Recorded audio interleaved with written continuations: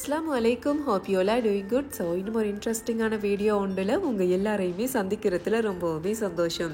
நோன்பு காலங்களில் இஃப்தாருக்கு செய்யக்கூடிய ரொம்ப ஈஸியான மெத்தடில் 3 லேயர் கொண்ட ஒரு அரேபியன் புடிங் எப்படி செய்யலாம் அப்படிங்கிறதான் இந்த வீடியோவில் பார்க்க போகிறீங்க. ஸோ வாங்க வீடியோக்குள்ளே போகலாம்.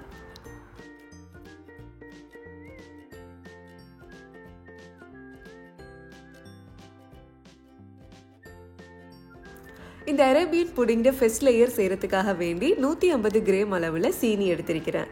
இந்த சீனியை கரைக்கு போயிடாமல் லோ ஃப்ளேமில் நல்ல அழகான கோல்டன் ப்ரௌன் கலராக வர வரைக்கும் கேரமல் பண்ணி எடுத்துக்கலாம். நீங்கள் இது மாதிரி எப்போவுமே கேரமல் பண்ணும்போதோ ஸ்பூன் எதுவும் உள்ளுக்கு போட்டு கிளறாமல் லேசாக இது மாதிரி பாத்திரத்தை ரொட்டேட் பண்ணி விட்டாலே நல்ல அழகான கலரில் நமக்கு கிடைச்சிடும்.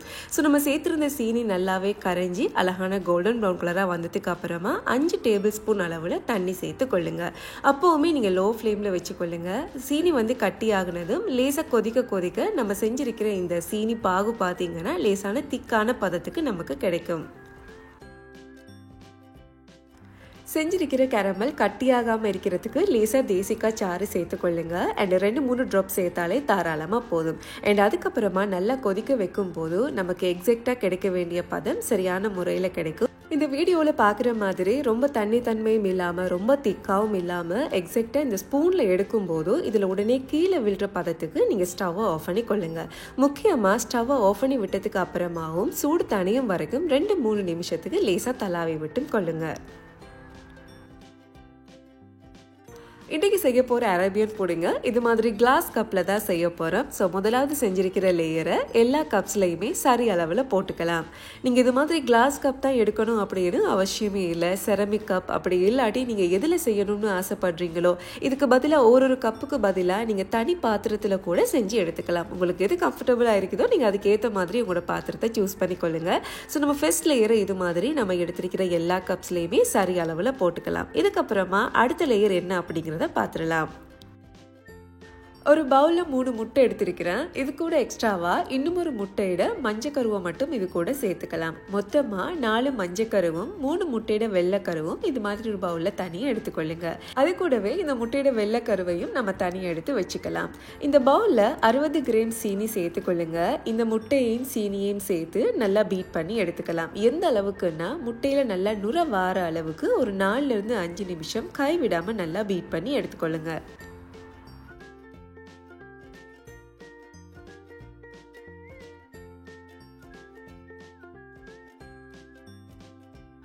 இது மாதிரி நல்லா நுர வார அளவுக்கு பீட் பண்ணதுக்கு அப்புறமா 320 மில்லி அளவில் ஃப்ரெஷ் மில்க் சேர்த்துக்கிறேன். இப்போ நாம் இந்த முட்டையையும் மில்கையும் நல்லாவே மிக்ஸ் பண்ணி எடுத்துக்கலாம்.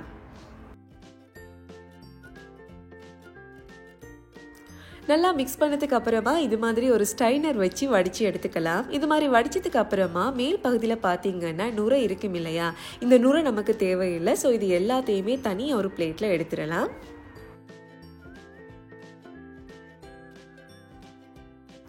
நூர் எஜுகேஷன் சென்டரில் அவங்களுடைய புதிய ஆரம்பமாக ஆன்லைன் ப்ரௌனி ஒர்க் ஷாப் இந்த மாதம் 20ஆம் தேதி ஆரம்பிக்கிறாங்க.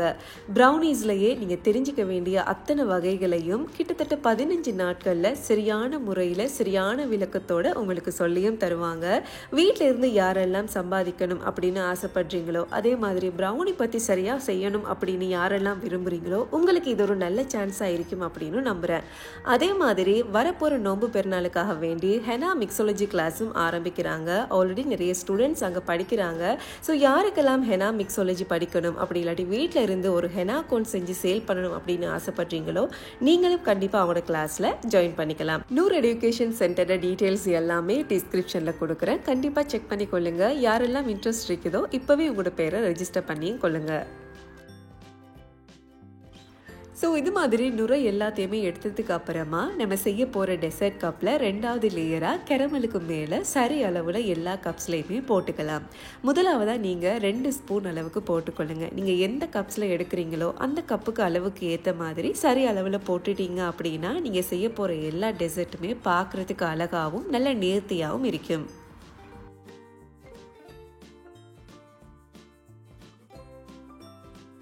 வீடியோவில் பார்க்கும்போதே தெரிஞ்சிருப்பீங்க, எடுத்திருந்த எல்லா கப்ஸ்லையுமே சரி அளவில் தான் 2வது லேயரையும் போட்டிருக்கிறேன். அடுத்ததாக 3வது லேயர் எப்படி செய்யலாம் அப்படிங்கிறத பார்த்துடலாம். நம்ம ஆல்ரெடி வெள்ளைக்கரு கொஞ்சம் எடுத்து வச்சுருந்தோம் இல்லையா, அதை ஒரு பவுலில் சேர்த்துக்கொள்ளுங்க. அது கூட எக்ஸ்ட்ராவாக இன்னும் ஒரு முட்டையும் சேர்த்துக்கொள்ளுங்க.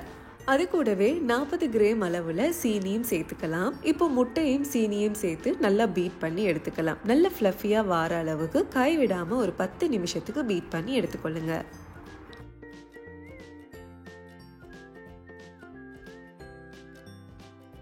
இந்த அளவுக்கு ஃப்ளஃபியாக வார மாதிரி நம்ம பீட் பண்ணி எடுத்துக்கணும். அதே மாதிரி இதில் கன்சிஸ்டன்சி பார்த்தீங்கன்னா இது மாதிரி எடுத்து பார்க்கும்போது இந்தளவு டெக்ஸ்சரில் நமக்கு இருக்கணும். அண்ட் அதுக்கப்புறமா இது கூடவே 40 கிராம் கோதுமாவை ஒரு ஸ்டைனர் வச்சு நல்லாவே அரிச்சு எடுத்துக்கொள்ளுங்க. பொதுவாக நம்ம கேக் எந்த மாவில் செய்வோமோ அந்த மாவில் நீங்கள் 40 கிராம் அளவு இது மாதிரி நம்ம பீட் பண்ண முட்டையோட சேர்த்துக்கலாம். கேக் செய்யும் போது முட்டையோட மாவை எந்த அளவுக்கு சாஃப்டாக பொறுமையாக ஒரு பக்கத்தால் நாம் மிக்ஸ் பண்ணி எடுப்போமோ அதே மெத்தடில் நம்ம பீட் பண்ணியிருக்கிற முட்டையோட மாவையும் நல்லா மிக்ஸ் பண்ணி எடுத்துக்கொள்ளுங்க.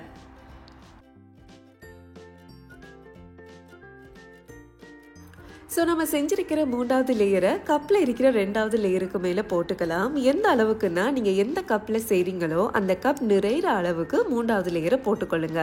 அப்படி போடும்போது மட்டும்தான் நம்ம செய்ய போகிற புடிங் பார்க்குறதுக்கு ரொம்ப அழகாகவும் பர்ஃபெக்டான ஷேப்லையும் நமக்கு கிடைக்கும்.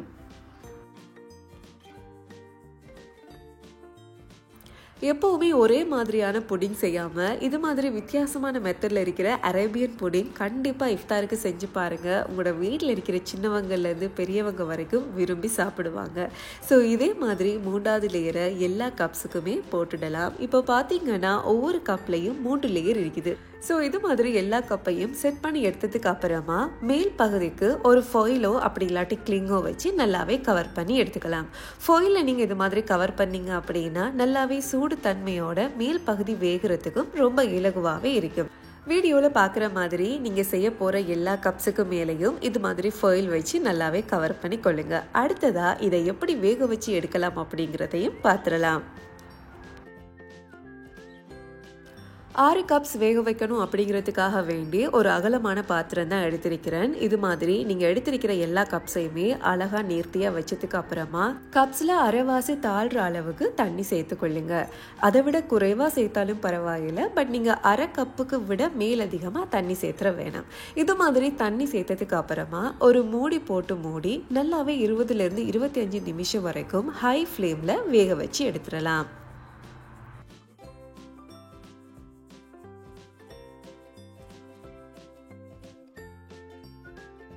சரியா 25 நிமிஷத்துக்கு அப்புறமா பார்க்கும்போது நம்ம வச்சிருந்த தண்ணி 3/4 வாசி நல்லாவே குறைஞ்சிருக்கும். அண்ட் நீங்கள் ஸ்டவ் ஆஃப் பண்ணதுக்கு அப்புறமா ஒரு 10 நிமிஷத்துக்கு சூடு தனியும் வரைக்கும் சட்டிலே வச்சுக்கொள்ளுங்க.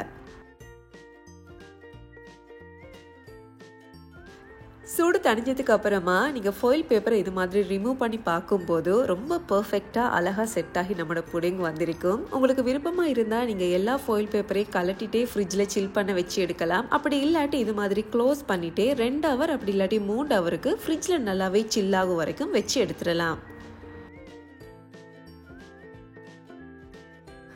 வீடியோவில் பார்க்கும்போதே எந்த அளவுக்கு பர்ஃபெக்டாக அந்த 3 லேயரும் இந்த கப்பில் செட் ஆகி வந்திருக்குது அப்படிங்கிறத நீங்களே பார்த்து புரிஞ்சிருப்பீங்க. இது வரைக்குமே நீங்கள் டேஸ்ட் பண்ணிடாத அவ்வளோ அட்டகாசமான ஒரு டேஸ்ட்டில் தான் இந்த புடிங் இருக்க போதும். ஃபைனலாக இந்த புடிங் லேயருக்கு மேலே கொஞ்சம் போல கொக்கோ பவுடர் ஸ்ப்ரிங்கிள் பண்ணி கொள்ளுங்க. பார்க்குறதுக்கு டெசர்ட் ரொம்ப அழகாகவும் இருக்கும். அதே சமயம் இந்த கொக்கோ பவுடரோட சேர்த்து இந்த புடிங்கை சாப்பிட்ற நேரம் ஒரு வித்தியாசமான ஃப்ளேவரோட நல்ல டேஸ்டாகவும் இருக்கும்.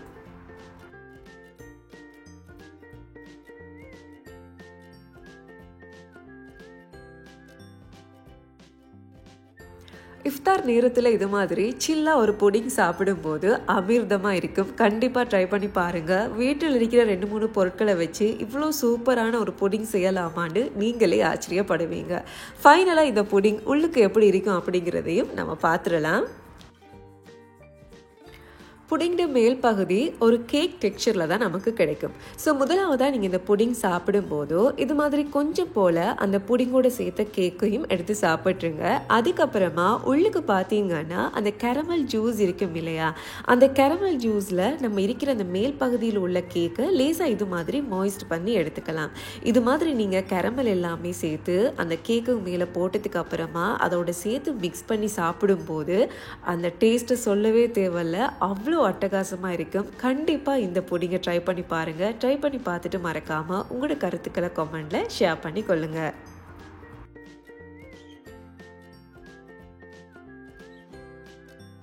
இந்த வீடியோ உங்கள் எல்லாருக்கும் பிடிச்சிருக்கும் அப்படின்னு நம்புகிறேன். பிடிச்சிருந்தா கண்டிப்பாக உங்களோட ஃப்ரெண்ட்ஸ் அண்ட் ஃபேமிலிஸ் கூட ஷேர் பண்ணுங்கள். இப்போ தான் இந்த சேனலில் புதுசாக வீடியோ பார்க்குறீங்களா இருந்தால் நீங்கள் பார்க்குற இந்த வீடியோ உங்களுக்கு பிடிச்சிருந்தா மறக்காமல் இந்த சேனலையும் சப்ஸ்கிரைப் பண்ணி கொள்ளுங்கள். ஸோ இதே போல் இன்னும் ஒரு அழகான சூப்பரான இன்ட்ரெஸ்டிங்கான வீடியோ ஒன்றில் உங்கள் எல்லாரையுமே சந்திக்கும் வரை டேக் கேர், பை பாய்.